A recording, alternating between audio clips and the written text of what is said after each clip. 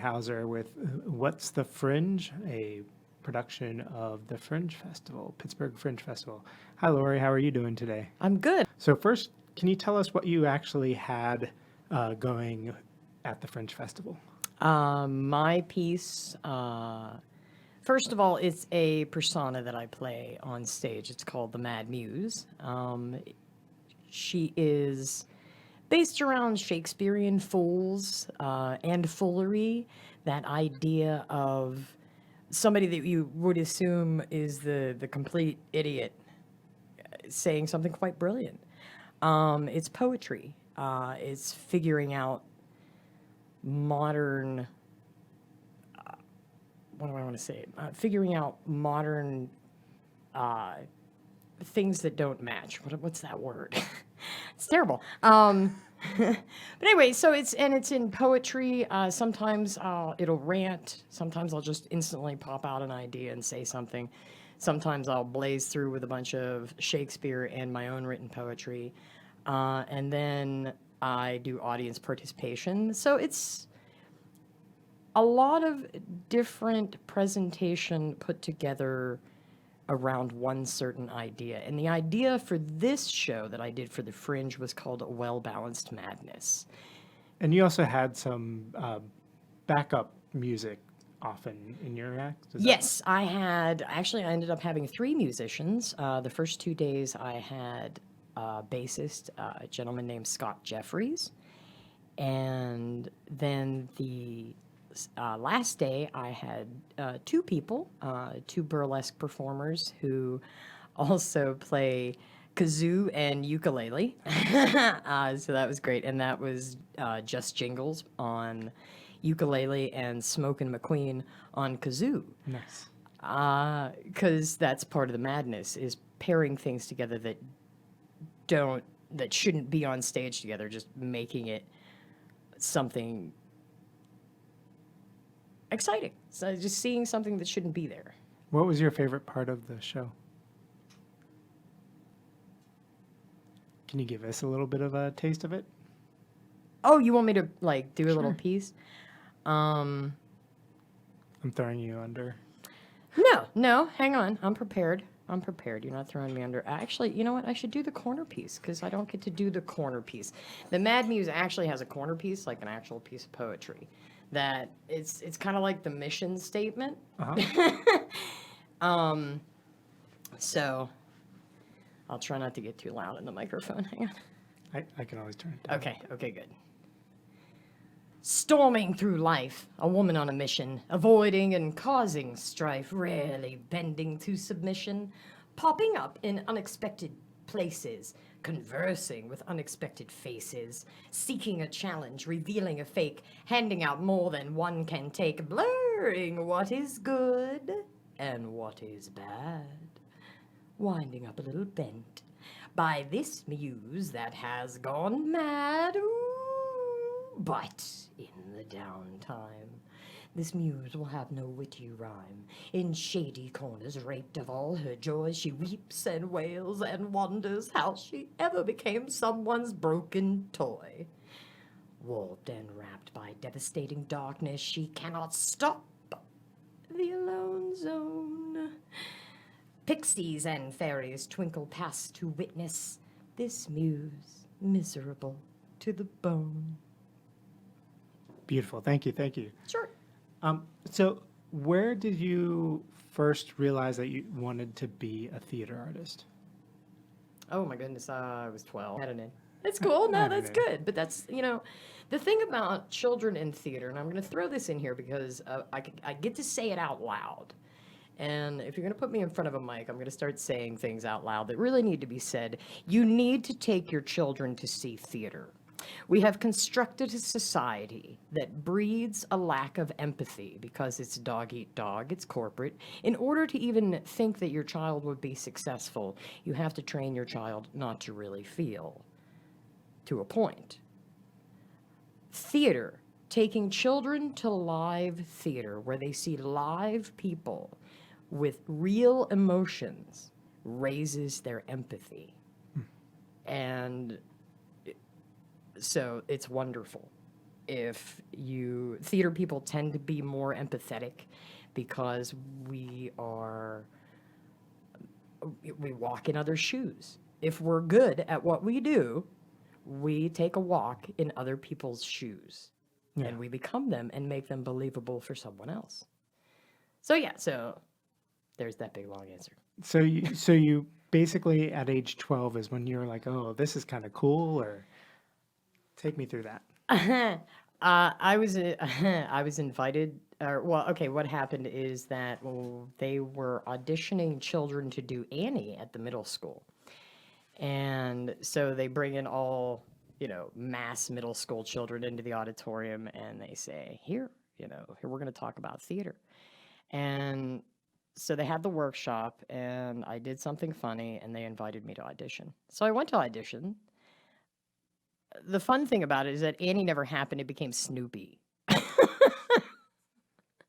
Snoopy the musical, and I was Peppermint Patty. And that's how it happened. Although I will say that's not where my love came from. My love came from, I lucked out. I was in a small town. There was little to no resources in theater. There was one professor that was at St. Francis University back when it was St. Francis College. Yeah. And I started to work with him when I was 13.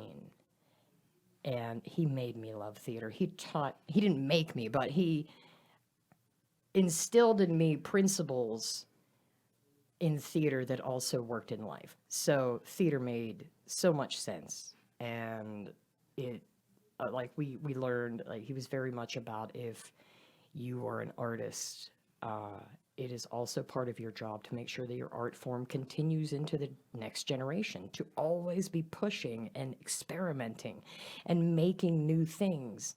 Theater is an art form that's on the bottom rung of the ladder. We're being beat out by everything because nobody wants to leave the house anymore.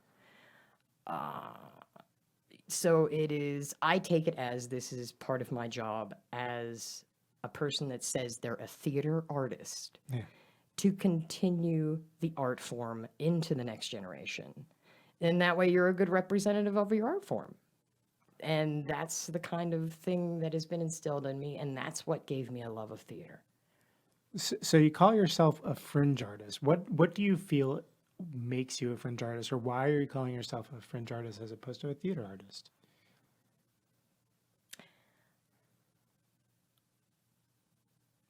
Or are they one and the same? Well, I would say they're the one and the same. I think fringe performing, a fringe artist is a person who knows that they are going to make something that could possibly completely fail and be fine with it. The only way to a future in theater is to be willing to fail and experiment and don't always be pretty perfect. You got to get messy in order to make great things. And I think what's different about Fringe is that you're doing it in front of people, and basically the public, as opposed to even just a couple of key people to give you that feedback. Like I feel that there's always an arc. Like you do your show, you get that little feedback, and then you go back and do some more. But I almost feel that it's better to basically quote unquote fail, or have the opportunity to fail in front of an actual audience of people you don't know, right? Because that's going to give you almost instant feedback, as opposed to people who like you, right, and love you, right? Yeah, no, and that's what I love about the Fringe. It is a platform, and it is the hope that the audiences that come aren't expecting pretty. They are expecting experimental. They are expecting daring. They are expecting risk. Nice. Words that I think are so much more exciting than pretty. Right. There's always like the formula that typically gets you a good show. But more likely than not, the Fringe shows do not follow that particular formula. Do you feel that there is Fringe's own formula as a Fringe show? Like what do you think that formula is, or is there no formula? And this is only, I'll be honest now, I'm speaking from experience as a person who enjoys fringes, who has performed on fringes of established scenes. But this is my first real Pittsburgh, like, it's my first real fringe festival. This was the first real, like, oh wow, I'm really going to get to do this for a change instead of producing my own crap, you know? So, as part of the fringe artist, I would say your best bet, be as needy, or don't be as needy, you know, don't be needy. Keep your need little as possible, in a sense of your tech. If you need blackouts, great, but don't design a whole light plot because you don't know what venue you're going to be in. Don't make it impossible. Fringe artists, at least, you know, like when it comes to getting into a fringe and getting your foot in the door and starting, have as little crap as possible. Make your production value wonderful without a lot. Because think of it this way, theater itself has gone from casts of 60 people to casts of 3 people in a dining room. Yeah. Like, we are already shrinking in, you know, the big world. So why would you, as a fringe artist, want to do anything more than what is necessary and small and has a lot of impact? And I think that's possible, and that's why I do things like the Fringe and small shows, 1-person shows, 2-person shows, musician here and there, because I want to see how much the audience can be entertained and moved without all the other stuff. I like to say, like, the Fringe or a fringe show, or just doing a fringe type of show, being, you know, like, you're an independent artist, you know, like, it's not about the lights definitely make it pretty, the sets definitely make it pretty, and they definitely have their place. But as far as the festival, as far as the fringe, it's more important what goes on the stage than around the stage. So it's more important about the performer and the content of the show more than the production value around that particular show. And I think that's what makes a success. For me, that's what makes a successful show, when you don't have to depend on your lighting and your sets and your costumes to produce a great product. And I appreciate your show, even though I've only seen bits and pieces, because you understand that type of work ethic and you understand that type of professionalism. Because just because you don't have the prettiness of lights, you still have the professionalism to be on stage, and it's you know, it's still professional. It's still professional quality. It's just we're stripping away the excess and getting to the nitty gritty. I want to say that Fringe is dirty. You know, like, we're in the mud. We play in the mud. We don't create the beautiful sculptures. We're in the mud. You know, Shakespeare's first audiences were in the mud. The actors traveled in mud. You know, the beginning of what became great theater was in the mud. Yeah. You're right. So it is exactly what it should be. You know, design is a wonderful thing. Yep. It really is. And if it can enhance or you know, make something that is already fabulous even more amazing, great. But if your audience leaves and they tell you you had a great set, that is probably the worst insult ever, because they've been busy looking at your lights and sets and not your actors. I've gotten more professional jobs by one statement, and I basically said, if you're good, you can do it with a stool in a corner and nothing else. And that's it. And that works. I mean, I appreciate theater that can draw me in without the lights. Sometimes I like looking at pretty lights, and I've been a lighting designer. I've been a stage manager.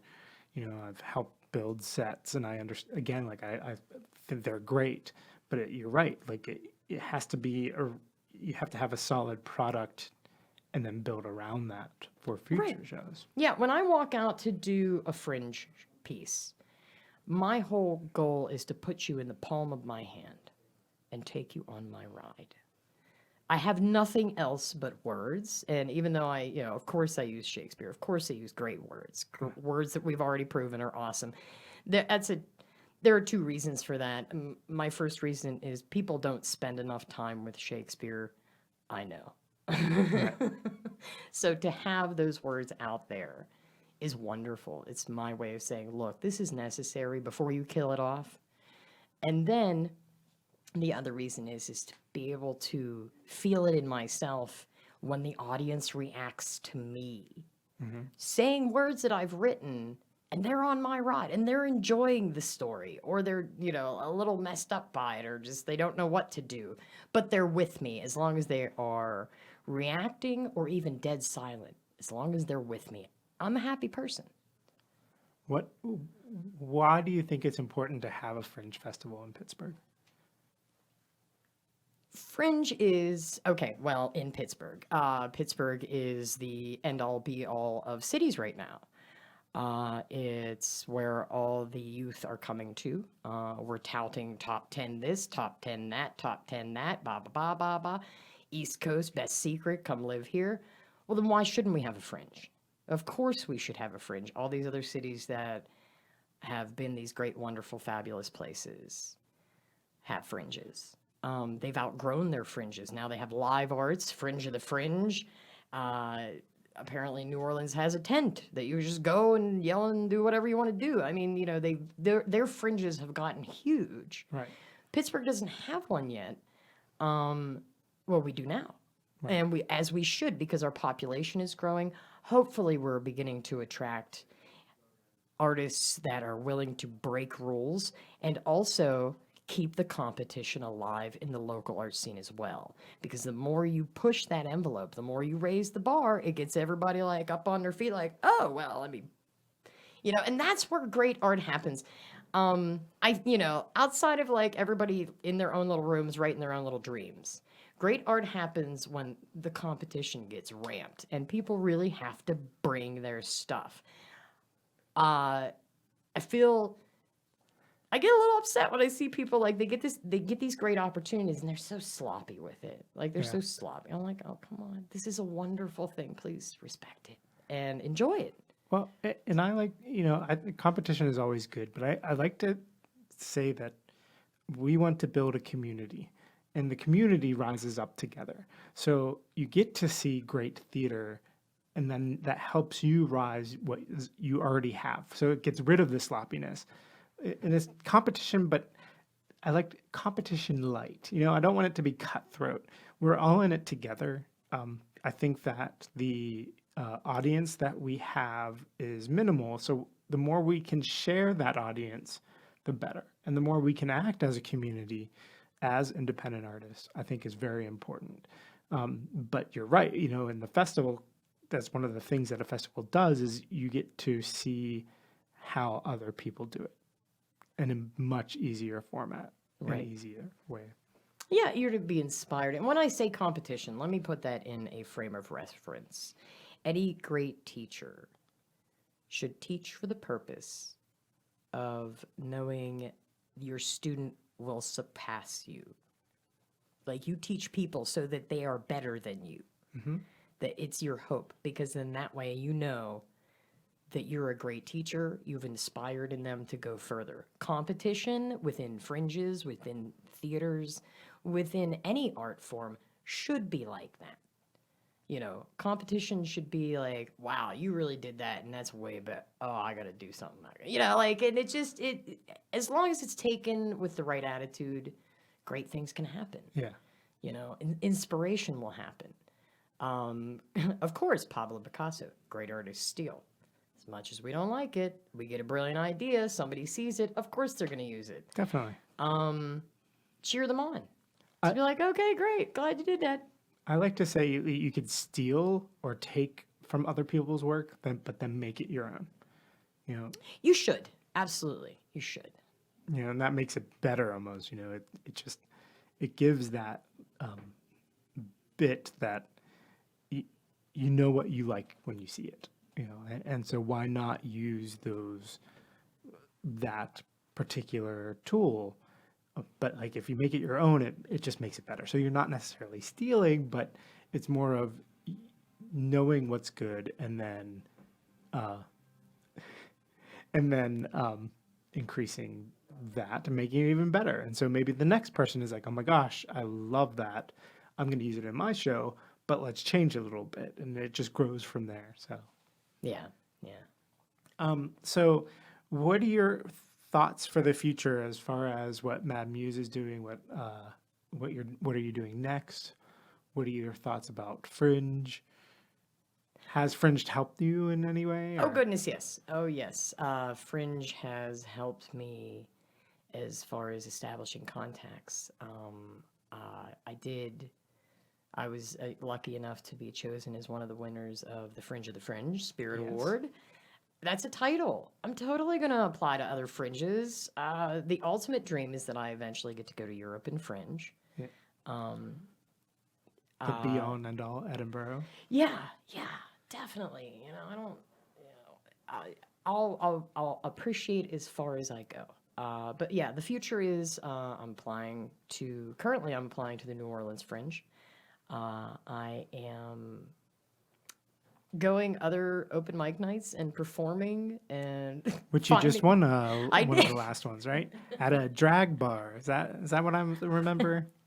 I did. I won one of the open stage Janet Granite's open stage Wednesdays every other Wednesday at the Blue Moon in Lawrenceville, and I won their their Wednesday competition with poetry, and no makeup.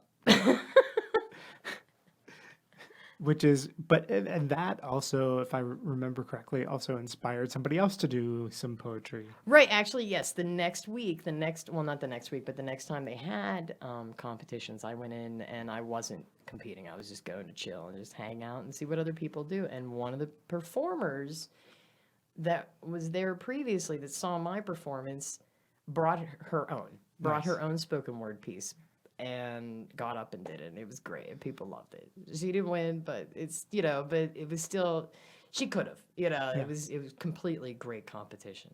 So Mad Muse also is spreading your wisdom and talent and what you do to other people and inspiring other people to also do things as I spit. You probably couldn't see that on the. It's It's that the actor in me. Connection was lost. Oh, good. That's my daughter Lilith, ladies and gentlemen. Ask me the question again. I'm sorry. I don't remember the question. But what are you going to do next as far as? Oh, okay. Well, I'm applying for the New Orleans Fringe. I am working on, believe it or not, a line of merch because I would like to be able to take the Mad Muse not only to Fringes but to other cities. I'll be honest, I have toured the country already through theater companies. Uh-huh. I promised myself the last time I came off the road, the next time I go on the road, it's going to be with my work, with my kid, depending on how old she is by then. She's going to be your roadie. No, she won't do that. That's why I do it all myself. She's not good enough. You're funny. So anyway, I promised myself the next time I go on tour, it was going to be all me, and it was going to be my material. And if there were other people who wanted to jump on board that were all about what the Mad Muse is, great. And I teach workshops. I teach workshops in not just basic acting skills. I can do that, but I can also teach people how to be more expressive with their own inner selves. It's kind of like self-help, believe it or not. I call it madness. Here, let me get this out of the way. I call it madness, not to frighten anyone, but passion is a word that has been taken over by the corporate world. Passion is now something that they push in a handbook, in a rule book, and that kind of burns me a little bit. I'm kind of like, really? Yeah. You have to teach me how to be passionate about your beans. No. Madness is really, truly finding, you know, things that you truly, really enjoy, and not because they make you money, not because they make you a better person, but just because they're fun. Yeah. You enjoy them. I don't even care if it's like you like to paint your nails 10 times a day. Whatever. Right. Whatever makes you a happier person, whatever makes you an authentic person. Enough that during your day, you learn to defend yourself, you learn to express yourself without a passionate communication program. You know what I mean? Like, it's not a program. Right. It's a class, it's an experience, and it's madness. And that's all I do when I get up and write poetry. All I am doing is speaking directly from how I feel at different points in my life. That's amazing. Beautiful, of course. How do people contact you? How do people contact me? I am on Facebook. I can be contacted. Oh, I have a blog. I keep forgetting I have a blog. Thank you. Well, that's all on my business card. When people ask me, I'm like, here, take this piece of paper. Please keep it. Don't wash it in the laundry. Look at my website. I have a blog. It is www.museinspiredmadness.com. Beautiful. Been there. It's great. Oh, thanks. I don't post there every day, but I post some things that happen, some poetry, some paintings. Yeah, it's my creative space. It's where I begin to share what is happening next. So, before we go, tell me about your the space you actually did your show in. Like, is it a typical theater space, or what was your experience with the space itself? You had two spaces in Fringe. We put you into a small library the first night, and then we put you into the Steel City Improv the other two shows you did. But can you tell me, like, what can people expect when they come to see a Fringe, both in space-wise, the show-wise, everything else like that? What? Okay. Okay, well, here's the thing. I did two different spaces. My first night, and that was the thing, like when you said, what space do you want to be? I'm like, anything. I don't care. Yeah, whatever. I want to be challenged as an artist. I want it to be in a corner of a pit and still get people's attention. I take that as a challenge. Yeah. The first night was the library. And I was like, oh, this is a library. It's going to be great. It's going to be cool. Oh, my goodness. It was like beating my head against a brick wall all night. People were so close. They were not prepared to participate or had no desire to participate because they were like, what are you? That is practically in my lap. So it was hard. The first night was hard. I don't want to blame it on the venue, but I am going to say that I think maybe by now I need bigger spaces. I need bigger spaces. Or I need rowdy, loud rooms that I have to scream over. That's about the only thing. The second, of course, Steel City Improv Theater was perfect. It was perfect. I utilize my space a lot, even though I'm only one person. Yeah.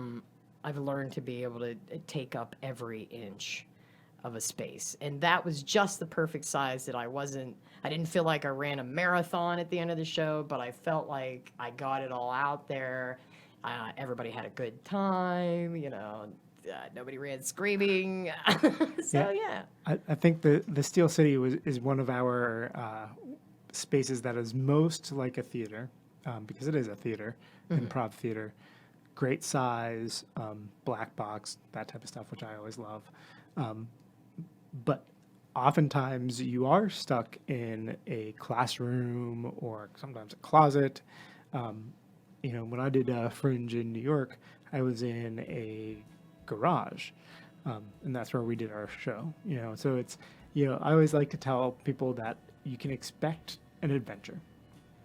Right. And Fringe is adventurous. Well, The that's audience what is you're out adventurous. for. Right. I hope if you apply for the Fringe, you are out for the adventure. Because it's an adventure. Are there any last parting words that you'd like to give us? If you do anything as a theater artist,